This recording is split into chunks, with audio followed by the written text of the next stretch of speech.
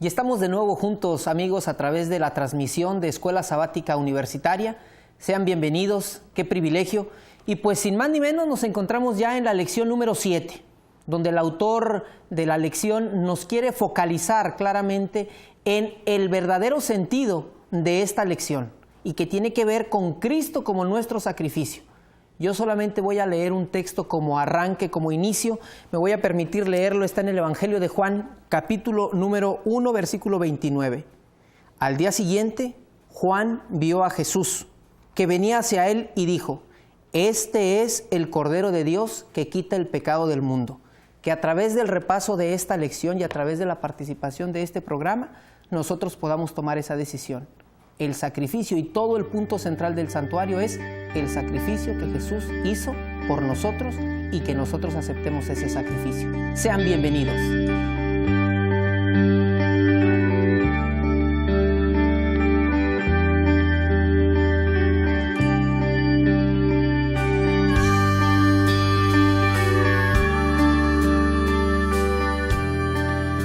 El trimestre va corriendo, galopando, diría yo, muchachos. Ya nos encontramos sin más ni menos en la lección número 7. Le damos la bienvenida a las personas que nos sintonizan, ya sea a través de la televisión o a través de los medios electrónicos, y los invitamos para que participen de la página electrónica escuelasabaticauniversitaria.org. Consúltenla, participen, hagan sus comentarios y también ahí encontrarán material adicional. Pero muchachos, estamos ya en esta sección del trimestre. ¿Qué les parece si para comenzar nos presentamos?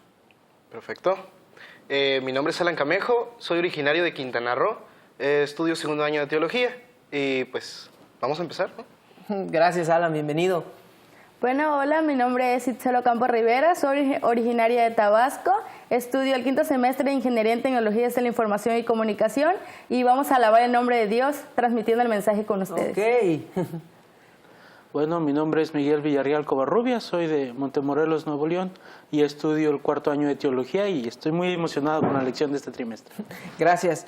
Pues con esto en mente, vamos a dar el banderazo de salida para nuestro estudio del día de hoy, no sin antes invocar el nombre de Cristo Jesús a través de la oración. Itzel, ¿nos conduces? Claro. Oremos. Padre nuestro que estás en los cielos, santificado sea tu nombre. Señor, en este día queremos tu dirección, que el Espíritu Santo venga a morar con nosotros y que podamos, Señor, entender la lección de este día. En tu nombre quedamos. Amén. Amén. Muchas gracias. Pues vamos a entrar de lleno.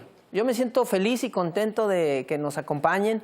En ocasiones se me afigura que pierdo la esencia de la presentación cuando, a ver, Itzel, ahora preséntate tú y yo la presento, ¿no? Pero ahora salió todo bien.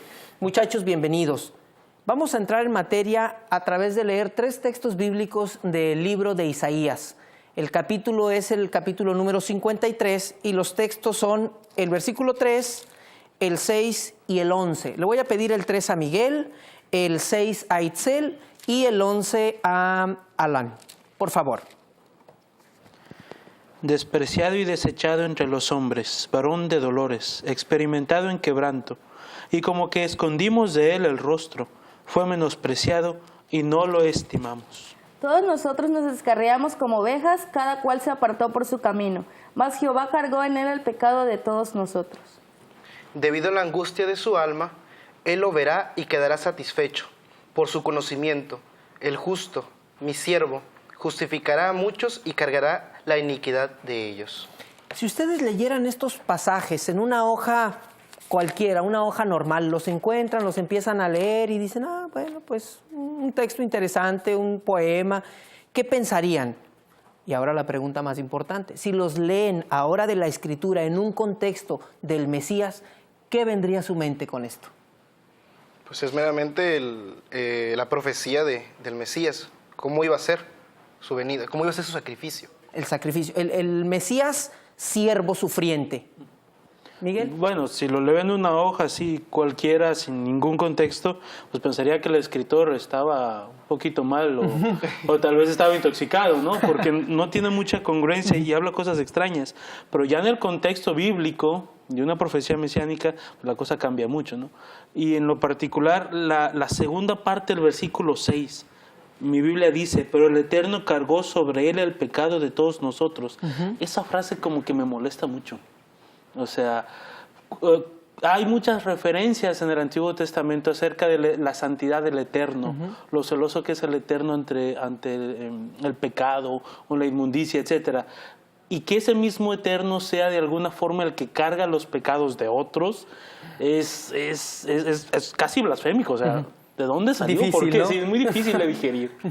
Muy bien. Itzel, tú. Pues yo mayormente, si fuera otra persona, diría, bueno, esta persona está sufriendo, ¿qué le está pasando a esta persona? Pero si nos centramos en el aspecto bíblico, pues podríamos decir que Dios fue grande con nosotros porque su amor ha estado con nosotros, tiene mucha misericordia y pues Él, a pesar de que nosotros somos pecadores, dio su vida por nosotros y gracias a Él podemos ser salvos.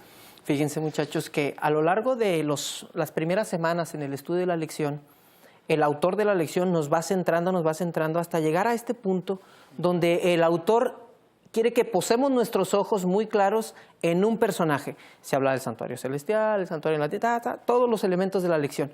Pero ahora le pone el punto y dice, Jesús o Cristo, tu sacrificio expiatorio. O sea, el tuyo.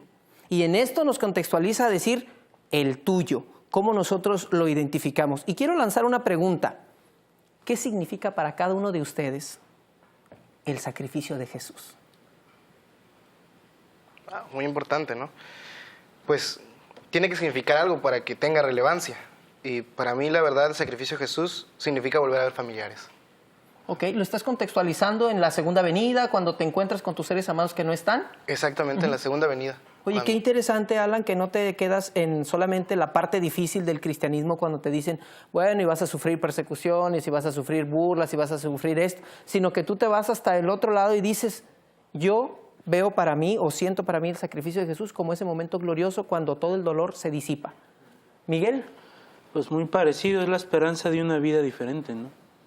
Porque yo, en el poco entendimiento que tengo, la dirección a la que cualquier persona en este mundo va, pues es a una destrucción, ¿no?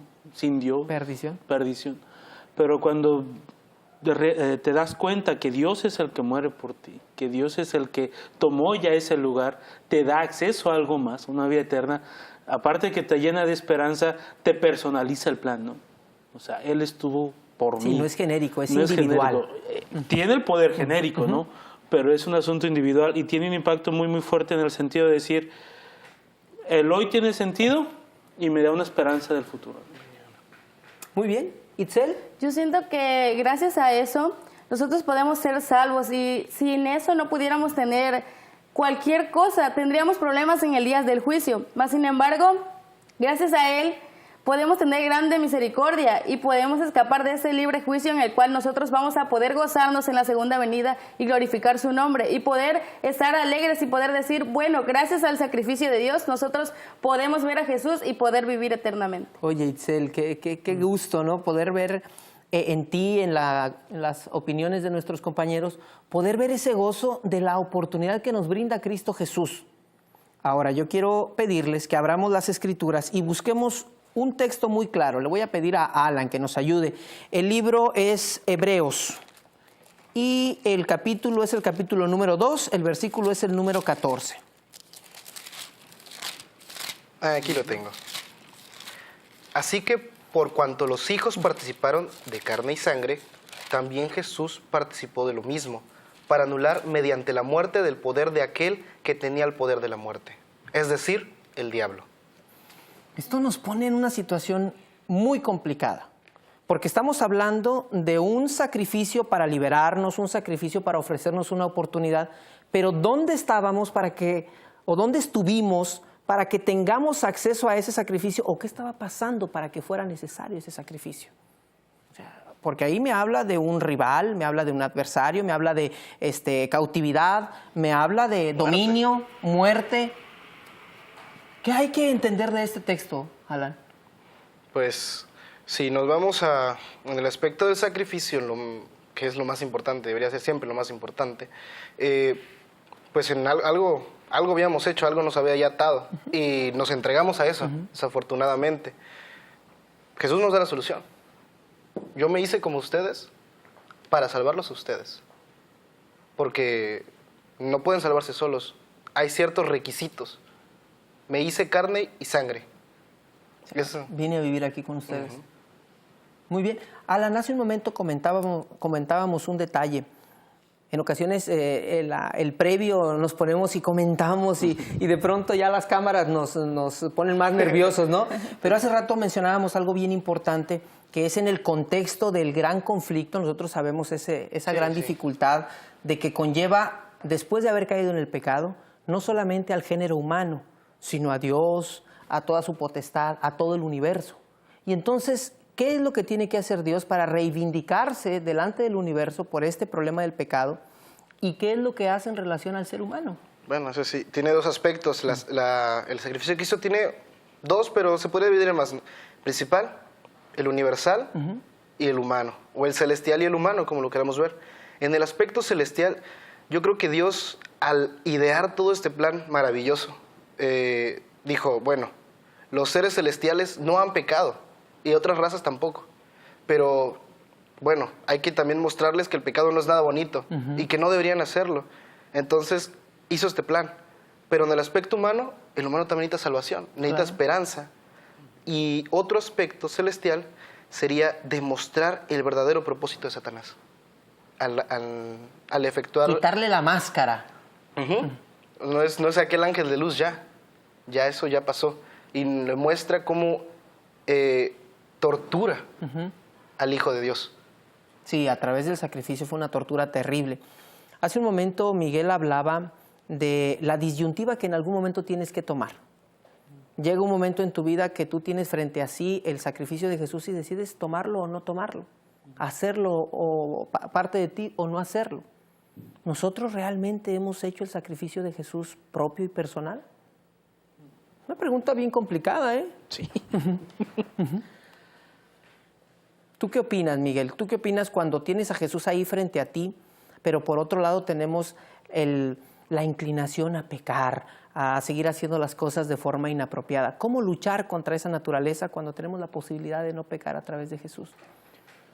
Una de las cosas en lo personal que me han dado más resultado es observar constantemente a Cristo. Entre más uno es consciente y entre más presente uno lo tiene, más complicado le es a uno pecar. ¿Sí? Uno batalla más con su conciencia para decidir hacer lo que quería hacer, que no era lo más apropiado, ¿no?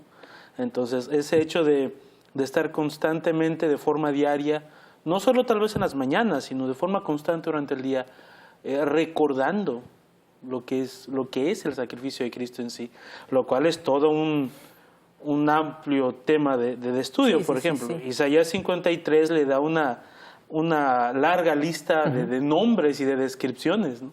Y en cada uno de ellos te puedes pasar un buen rato. Sí, seminario tras seminario. O simplemente tú en tus reflexiones, ¿no? Tratando de pensar un poco qué quiere decir esta descripción del carácter de Dios, ¿no? O del carácter de Cristo. Entonces, entre más reflexionamos en eso, creo yo que hasta cierto punto nuestra conciencia se fortalece y uno es más, valga la redundancia, más consciente de sus actos. Es más complicado hacer cosas inapropiadas. Un punto extraordinario. Y en esta sección del programa, ¿qué les parece si invitamos a las personas que nos sintonizan para que ahí en casita, ahí en su hogar, con sus seres amados, se pregunten, al igual que la pregunta que voy a hacer con ustedes, y la podamos analizar en el corte? La pregunta es muy clara. ¿Quién fue el primero que visualizó a Cristo Jesús como el Cordero que le iba a limpiar de sus pecados? Con esto en mente, regresamos en un momento.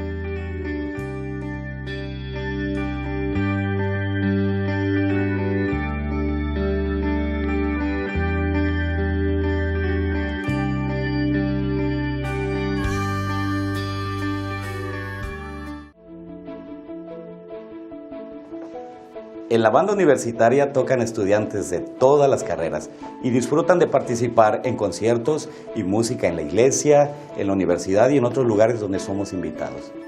Si participas en la banda durante toda tu carrera, la universidad reconocerá tu participación dándote una certificación que tiene valor curricular.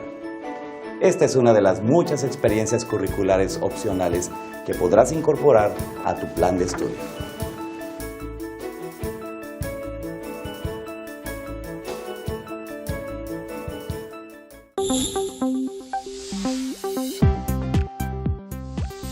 La familia es el núcleo de toda sociedad. Por lo tanto, es importante para el crecimiento de buenos seres humanos. Si tú estás de acuerdo conmigo, te invito a que me acompañes a estar más en familia. Un programa que te mostrará ejemplos prácticos, positivos de la vida familiar.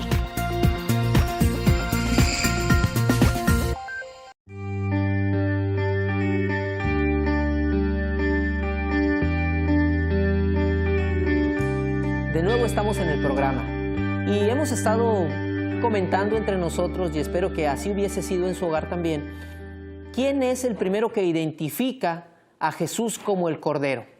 ¿Y qué les parece, muchachos, si comentamos o compartimos con nuestro auditorio lo que hemos estado comentando durante el corte?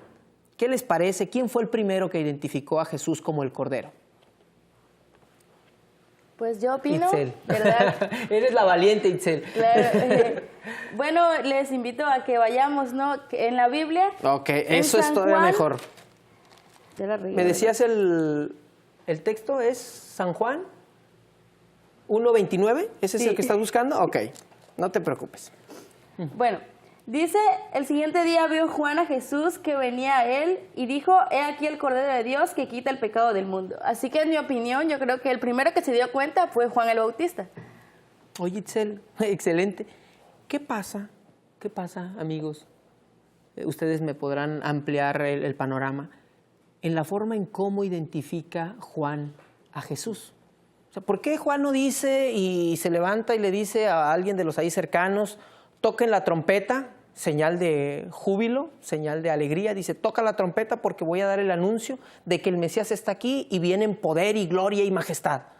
El grande Mesías que hemos estado esperando, que nos librará del yugo. Él no lo presenta así. ¿Cómo lo presenta, Miguel? Fíjate la palabra que usa. Cordero. Cordero. O sea, ¿qué significaba en un contexto cuando ellos sabían qué sucedía en el santuario? Posición de las manos, el pecado, meter la sangre, los cuernos de los altares, dependiendo del tipo de sacrificio. Y entonces él lo identifica así. ¿Cómo nos podrías complementar este comentario? Es muy interesante que Juan lo identifica como Cordero.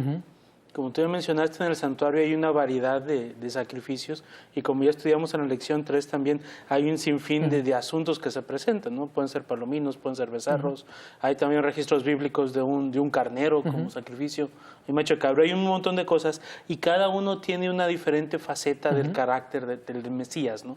Nos dice algo sobre Cristo. ¿Por qué lo presentan como Cordero? Bueno, indudablemente tengo que rezar Isaías 53, ¿no? Los textos con los que empezamos. Aunque no lo leímos en forma específica ese versículo, pero Isaías 53 menciona como Cordero fue llevado al matadero. Entonces nos está presentando no a un Cristo, no a un ungido que viene en gloria y majestad para una liberación física, nos está presentando un Cordero que viene para una liberación espiritual. El que dice, yo voy a tomar tu pecado, yo voy a tomar tu lugar, a morir por tu pecado para que tú puedas vivir, ¿no? Se entrelaza con el texto que estábamos analizando hace un momento en el libro de Hebreos, el versículo, capítulo 2, versículo 14, la parte final de la libertad que venía a ofrecernos del yugo del pecado y del adversario de Dios, de Satanás. Entonces se mezcla todo esto. Juan lo identifica perfectamente. El pueblo de Israel en ese momento, contextualizado en el sistema de sacrificios, pues tal vez ahí pudo haber entendido que el Cristo venía a ser sacrificado, pero aún así ellos esperaban que fuera de otra manera. Nosotros ahora, en este tiempo, en este momento, como amigos aquí en la mesa, ¿cómo esperas que llegue Cristo a tu vida o cómo ha llegado ya Cristo? Porque eso nos lleva a detalles de que a lo mejor yo quiero que haga esto, yo quiero que suceda de aquella manera, y si no, pues yo no creo, ¿no? A lo mejor no existe porque no resuelve las peticiones que yo le tengo con el punto y la coma que solicité. ¿Cómo se ha presentado Cristo en tu vida? ¿Tú ya lo reconociste como el Cordero, el que se sacrificó, por el que pusimos nuestro pecado, nuestra carga, entrega su vida por amor y nos regresa de nuevo ante el Padre? Interesante, Manuel, interesante. Y en la forma en que lo menciona Juan, ahí está. Ahí, no sé cómo lo habrá dicho él, el griego no nos dice mucho, pero dice, ahí está, con ciertos signos a veces. Esa emoción quizás que sintió él, quizás esa necesidad que sintió del pueblo cuando les habló, es la misma necesidad que a veces sentimos, es la misma necesidad, bueno, personalmente es la que a veces siento. Estoy en clase o estoy de repente caminando entre la universidad o con los amigos y te das cuenta de esa necesidad y tienes ganas de decirles, ahí está el Cordero. No es algún aparato, no es algún libro, es Jesús. Jesús mismo intercediendo y apoyando la gran dificultad del pecado. Miguel, ¿tú cómo le harías para compartir con alguien que no conozca a este Cordero? ¿Qué le dirías? ¿Le mandarías un texto? ¿Le dejarías un inbox? ¿Qué contendría una carta? No sé, ¿qué harías para decirle a alguien de todo lo que tú tienes que aprender en relación a la lección? El punto central es que identifiques a Jesús como el Cordero de Dios que quita tu pecado. ¿Cómo le harías? Le contaría una historia personal. Testimonio. Un testimonio, sí. Es muy difícil a veces hablar de símbolos, de corderos, de santuarios o de cosas así un poquito más sofisticadas que encontramos en la Biblia. Si a veces la persona no tiene una conciencia, no está acostumbrado a estudiar la Escritura, ¿no?